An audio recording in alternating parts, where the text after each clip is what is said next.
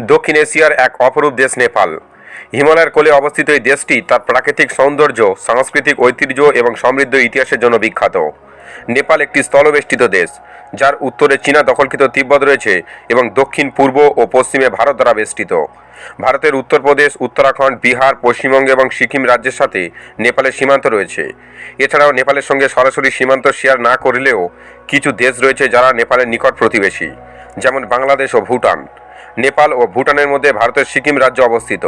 এছাড়াও নেপাল ও বাংলাদেশের মধ্যে পশ্চিমবঙ্গ রয়েছে। প্রাচীন ইতিহাসে সমৃদ্ধ এই দেশটিতে বহু রাজবংশ শাসন করে, যার মধ্যে অন্যতম গোপাল বংশ, কিরাত বংশ এবং লিচ্ছবি বংশ। এই রাজবংশগুলি নেপালের সাংস্কৃতিক ও স্থাপত্য ঐতিহ্যে ভিত্তি স্থাপন করেছিল। এছাড়াও 18 শতকে রাজা পৃথ্বীনারায়ণ শাহ নেপালকে একত্রিত করেছিলেন এবং শাহ রাজবংশের প্রতিষ্ঠা করেছিলেন। তিনি আধুনিক নেপালের জনক হিসাবে পরিচিত।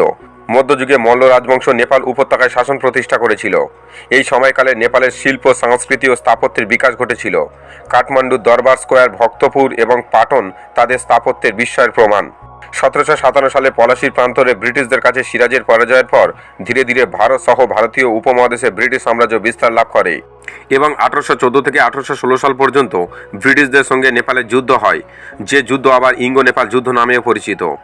ওই যুদ্ধে নেপাল পরাজিত হয় এবং পূর্বের তুলনায় বেশ কিছুটা ভূখণ্ড ব্রিটিশদের কাছে হারায়। 1947 সালে ভারত স্বাধীন হয় এবং স্বাধীনতার পরবর্তী সময়ে নেপাল ভারতের অঙ্গরাজ্য হওয়ার ইচ্ছা রেখেছিল। হিমালয়ের কোলে থাকা পাহাড়ি এই দেশটি বহু বছর রাজতান্ত্রিক শাসনের অধীনে ছিল, যা 90 দশকে রাজতন্ত্র বিরোধী আন্দোলনের মাধ্যমে বাধাপ্রাপ্ত হয়। আন্দোলনকারীরা রাজার ক্ষমতা সীমিত করে সাংবিধানিক রাজতন্ত্র প্রতিষ্ঠার দাবি তোলে।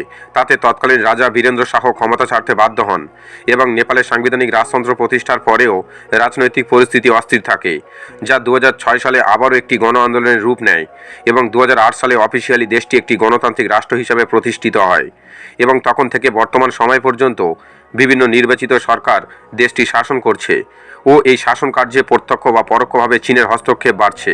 এছাড়াও নেপালের বেশ কিছু ভূখণ্ড চীন দখল করেছে। তার সত্ত্বেও নেপালের নির্বাচিত সরকার পুরোপুরি চুপ রয়েছে। আবারও নেপালের জনগণ আন্দোলন শুরু করেছে রাজতন্ত্র ফিরিয়ে আনার জন্য। আন্দোলনকারীরা মনে করে যে রাজতন্ত্র ফিরে এলে নেপাল চীনের নিয়ন্ত্রণ মুক্ত হবে। বিগত বেশ কিছু বছর ধরে নেপালের নির্বাচিত সরকার নেপালের উন্নয়নের পরিবর্তে নেপালের জনগণের সমৃদ্ধির পরিবর্তে চীনের স্বার্থ রক্ষায় কাজ করছে। তাতে স্বাভাবিকভাবে নেপালের প্রায় সম্পূর্ণ ক্ষেত্রে চীনের প্রভাব বাড়ছে। এতে নেপালের জনগণের উন্নয়নের পরিবর্তে নেপালের নির্বাচিত সরকারের উন্নয়ন হচ্ছে। তাতে ক্ষুব্ধ হয়ে নেপালে আবারও রাজতন্ত্র ফিরিয়ে আনার জন্য আন্দোলন জোরালো হচ্ছে। এই ছিল আজকে ভিডিওটি ভালো লাগলে লাইক করুন এবং অবশ্যই চ্যানেলটি সাবস্ক্রাইব করে পাশে আসা বেল আইকনের অল নোটিফিকেশন অপশনটি ক্লিক করে দিন ও পরবর্তী কোন কোন ভিডিও দেখতে চান অবশ্যই কমেন্ট করে জানান।